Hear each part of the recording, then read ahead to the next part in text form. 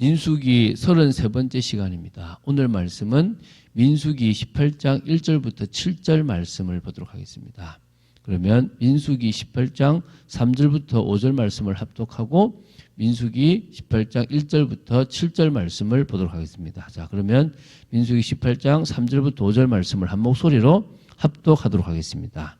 레위인은 그 직무와 장막의 모든 직무를 지키려니와 성소의 기구와 제단에는 가까이 하지 못하리니 두렵건대 그들과 너희가 죽을까 하노라. 레위인은 너와 합동하여 장막의 모든 일과 회막의 직무를 다할 것이요 다른 사람은 너희에게 가까이 하지 못할 것이니라. 이와 같이 너희는 성소의 직무와 제단의 직무를 다하라.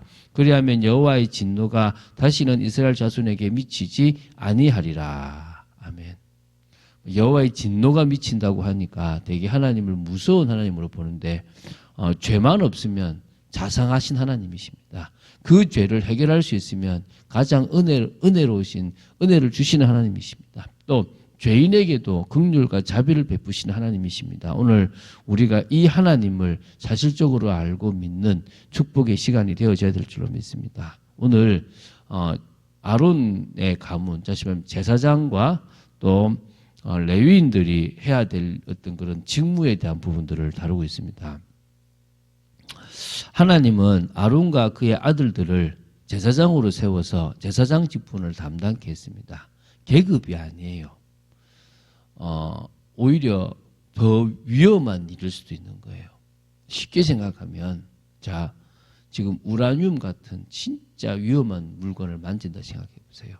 그냥 우리가 이 우라늄을 만지면 다 방사능에 오염이 됩니다. 그래서 우리가 방호복 같은 아주 특별한 옷을 입고 그 우라늄을 만지잖아요. 그러면은 직접 그것을 만져서 하는 사람이 있는가 반면에 그 일을 위해서 설비나 이런 여러 가지를 돕는 사람이 있겠고 그것을 혜택을 보는 사람이 있습니다.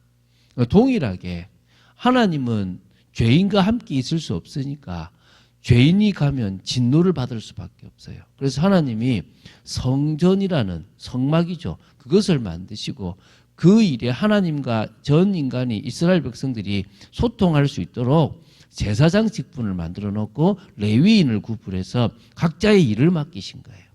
그러면 어떤 의미에서 제사장은 직접 하나님을 대면하는 일이니까 정말 바로 잘못하면 그래서 나답과 아비후처럼 불에 바로 죽을 수도 있는 위험한 일입니다.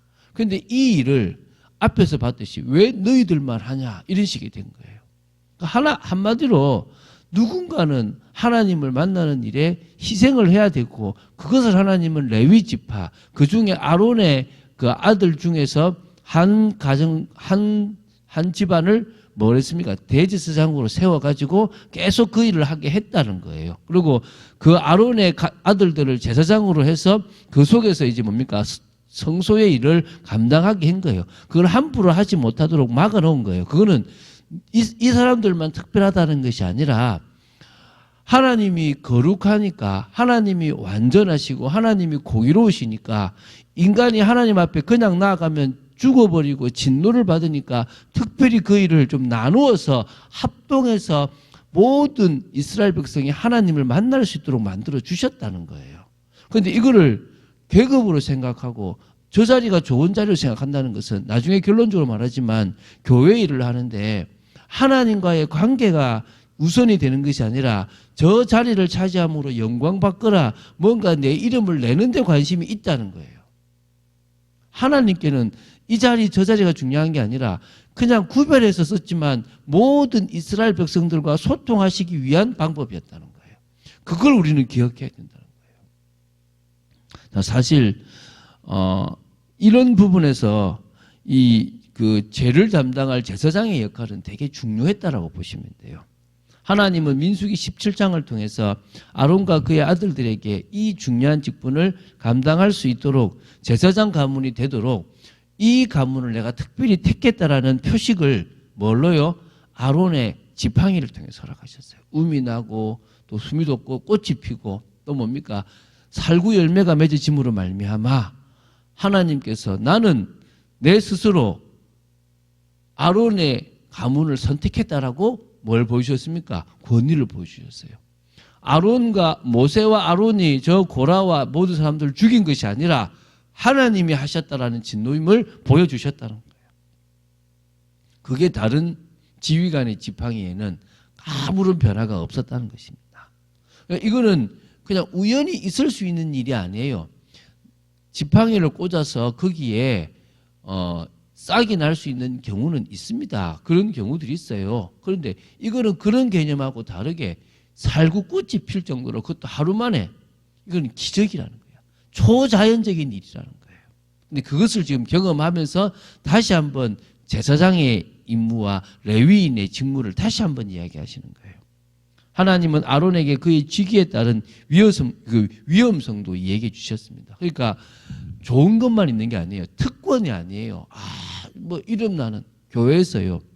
저 뭡니까 쓰레기 버리고 저 주차하는 사람은 허드렛 일을 하는 사람이고 이름도 없고 저 앞에서 찬양하거나 뭔가 폼 나는 일은 뭐 누군가 하고 싶습니까? 이게 지금 잘못된 거예요. 하나님은 그런 걸 원치 않으십니다. 모두가 합력하여 하나님의 나라를 이루기를 원하시는 거예요. 제사장들과 레위인들, 다시 말하면 너와 내 아들과 내 아비의 집은 성소의 집을 담당해야 한다 이겠습니다. 성소가 이방인의 침입이나 부정한 사람들의 개입으로 모독되면 그 책임은 레위인들과 제사장들이 져야 한다는 것입니다.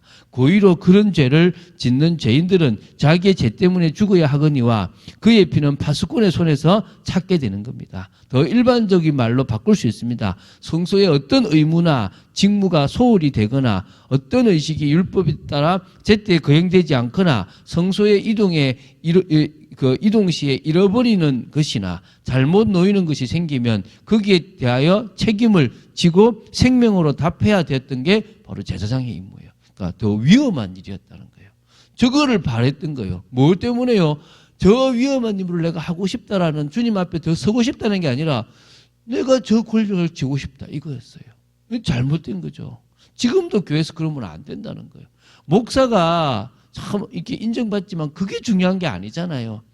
두렵고 떨리는 마음으로 이 목사직을 감당하고 중직자를 감당했다고 생각됩니다. 제사장들 자신들은 제사장의 직을 담당했습니다. 그래서 그들이 자기들의 일을 소홀히 하거나 남들이 대신하도록 허용하거나 자기들의 일을 잊게 되면 거기에 대한 책임이 그들에게 져야 된다는 거예요. 성수의 일을 맡은 자들은 거기에 대한 책임도 중했다는 거예요. 자, 그러면서 하나님은 아론에게 그의 직위에 직무에 맞는 직무를 알려주셨습니다. 아론과 그의 아들들은 증거의 장막 앞에 일하게 되었습니다. 2절이거든요. 아론과 그의 아들들은 대를 이어서 대제사장이 되어 지성소 앞에 하나님의 일을 선신하고 제사장이 되어서 성소의 일을 감당했다는 거예요. 레위인들은 아론과 그의 아들들을 도와서 회막의 일을 보좌해야 했던 겁니다. 직접적인 일은 아니라 간접적인 일을 해야 됐다는 것입니다. 그러나 결코 그들이 성소의 기물에 가까이 가거나 제단에 나가서 번제물을 태운다거나 피를 뿌리는 중대한 의식에 개입해서는 안 됩니다. 같은 레위 지파라도 이 역할이 달랐다는 거예요. 그 정도로 하나님은 하나님 앞에 서는 것을 특별히 구별해서 모두가 죽지 않고 모두가 하나님의 은혜 가운데 있을 수 있도록 만들어 주셨다는 거예요. 이런 눈으로 봐야 돼요. 왜 저 사람은 하고 나는 못해? 이런 관점으로 보시면 안 된다는 거예요. 가까이 가게 되면 죽게 됩니다. 이렇게 철저히 구별했다는 것입니다. 이게 정말 우리 알아야 되는 겁니다. 제사장과 레위인들이 다 같이 함께 힘을 합쳐서 성막이 모독을 받지 않도록 기울여야 됩니다. 제사장들과 레위인들은 장막의 모든 일과 회막의 직무를 합동하여 감당했습니다. 다른 사람들은 아예 하지 못하도록 하면 혜택이 없냐? 그들의 수고로 말미암아 하나님이 모든 이스라엘 백성과 만나 주시는 거예요. 모든 이스라엘 백성들을 의인으로 인정해 주시는 것입니다. 이게 하나님의 방법이에요. 오늘 이 18장을 통해서 우리는 중요한 말씀들을 좀 봐야 됩니다. 하나님은 바로 이 일을 이 레위 지파에게 맡기신 거예요. 이게 구약의 제도예요. 하나님은 공의의 하나님이시기 때문에 그분께 함부로 가까이 가면 죽게 되므로 이런 성막 제도와 제사장 제도를 만드신 거예요. 이스라엘 자손에게 다시는 진노가 임하지 않도록 한 겁니다. 죄를 막는 것이 진노를 막는 것이었습니다. 죄가 가져온 피해는 너무나 심각하기 때문에 그것에 대해서 안 하도록 한 겁니다. 그래서 6절, 7절을 한번 정리하겠습니다. 이 직무가 바로 이스라엘 형제 중 특별히 구별된 레위인을 향한 하나님의 특별한 선물이었다 얘기합니다. 선물은 맞습니다. 그러나 그 일을 감당할 때의 수고도 되게 힘든 겁니다. 레위인은 하나님의 것이었습니다. 그들에게 회막의 일을 맡겨서 다 감당하게 했습니다. 그래서 또 7절에 특히 아론 가문을 택하셔가지고 제사장 직분을 섬기게 했다는 것입니다. 제단과 휘장 안의 모든 일에 대한 제사장 직분을 지켜 행했던 것입니다. 이것이 바로 하나님께서 아론 가문에게 주신 큰 선물입니다. 함부로 가까이 가는 외인은 죽임을 당하게 되었다는 것입니다. 자, 지금은 이 성전과 제사장이 필요가 없습니다. 왜입니까? 이 성전은 이제 건물이 아니라 성령의 역사로 우리 마음속에 와버렸어요. 저와 여러분 속에 성전이 와버렸어요. 우리는 성전입니다. 그래서 성전이 따로 필요 없이 바로 하나님을 만날 수 있습니다. 제사장은 누굽니까? 바로 우리입니다. 베드로전서 2장 9절에 우리가 왕 같은 제사장입니다. 우리가 이제 바로 하나님 앞에 나아갈 수 있습니다. 목사가 필요하고 교회당이 필요하지는 않습니다. 이게 지금 중요한 사실. 그래서 이제 우리가 우리 스스로를 구별해야 됩니다. 이게 다음 주에 이야기 나눌 것입니다. 삶은 행동이 아닙니다. 구별되고 하나님 앞에 서는 겁니다. 하나님이 우리를 인정하시는 순간부터 끝나는 거예요. 그것은 내 노력이 아니라 하나님의 은혜라는 거예요. 그게 지금 우리가 믿어져야 된다는 거예요. 그래서 믿음과 삶은 이번 주에는 뭡니까? 정말 왜 믿음의 삶을 살아야 되니까 이유도 발견하고요.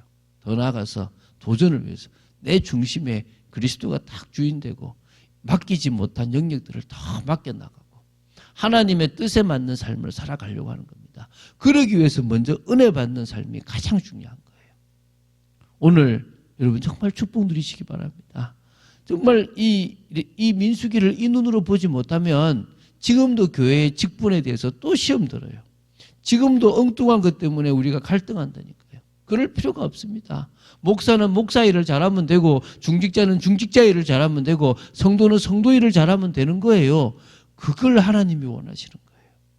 그런 축복을 다 같이 누려나가는 그런 참빛교회가 되어지기를 또 정말 신앙 공동체가 되어지기를 주 예수 그리스도 이름으로 축원드립니다. 주는 그리스도시요 살아계신 하나님의 아들이심을 고백합니다. 참 중요한 말씀을 오늘 나누었습니다. 아버지 하나님, 이 개념을 이해 못했던 이스라엘 백성들은 하나님에 대한 두려움으로 살았고 늘 그런 걱정으로 있었지 않습니까? 아버지 하나님, 이제 저희들은 고린도전서 3장 16절에 있는 것처럼 하나님의 성전이고 베드로전서 2장 9절에 있는 것처럼 제사장이 되었기 때문에 정말 우리 스스로가 정말 구별된 삶이 얼마만큼 중요한지를 보게 됩니다. 아버지 하나님, 이런 축복의 삶이 지속되게 하시고 은혜의 삶이 지속되게 하시며 이제는 정말 하나님을 만나고 누리는 그 일에 집중하는 저희들 되도록 지켜 주시옵소서. 주 예수 그리스도 이름으로 기도드립니다. 아멘.